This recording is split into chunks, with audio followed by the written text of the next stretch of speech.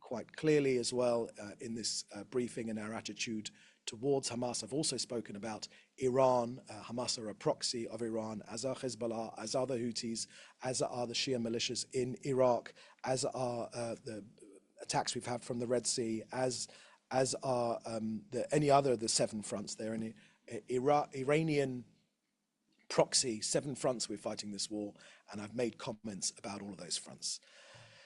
Next question from Fred Ager is Hostage Families Forum issued a statement lauding the military accomplishments of the IDF in the killing of the top Hezbollah leaders in Beirut and after other activities over the last 2 nights, but says any true achievement can only be realized with the release of all 115 hostages in captivity. What's the Prime Minister's response to the Hostage Families Forum statement?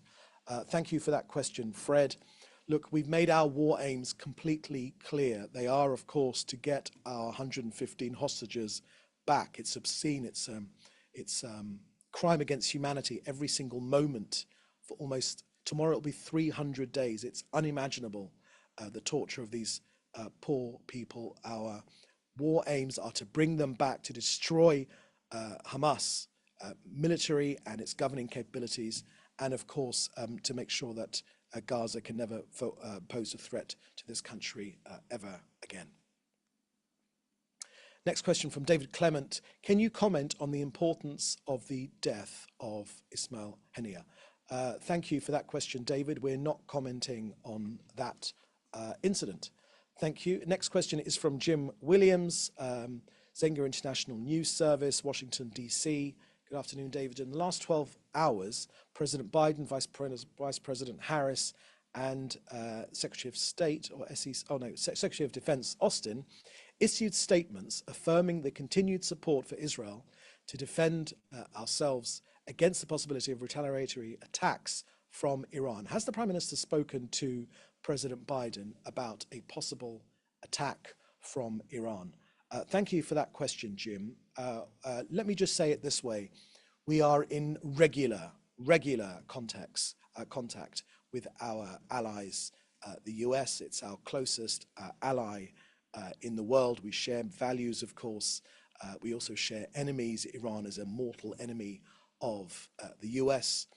Just yesterday, in the last few days, in the inauguration of the new Iranian president, they shouted death to Israel and death to America. So we're in very regular contact at every level of our government. Minister Gallant, if you see the comments from the IDF, and our defense minister himself has been in contact with Secretary of State Austin. That's been in the last day or so, in the last 24 hours. So we're in extremely regular contact with our American allies. Next question from here is from Avi Wolf from JFeed. Will the Prime Minister issue a statement regarding the strike in Beirut and the assassination of Hamas leader Ismail Haniyeh this morning? Thank you for that. We have spoken quite extensively already on this briefing. We've spoken extensively a briefing about the Hezbollah number 2, which we eliminated last night. Let me tell you, I visited the site of this gruesome attack on these children playing football, soccer.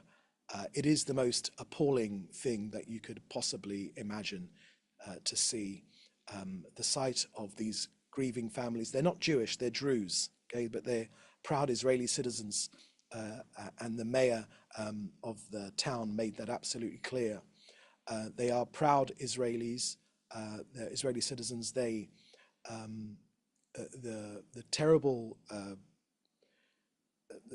thing which has happened to them just on Saturday, it's absolutely heartbreaking, but we stand together with our Druze allies. We are one and the same Israeli people, and there's been a steady stream of Israeli ministers and visitors who have gone right up to Majd al-Shams, where I visited yesterday with 50 other journalists. So we have spoken about that issue. We're not speaking, we're not giving any comment on the other Hamas issue, which you talked about.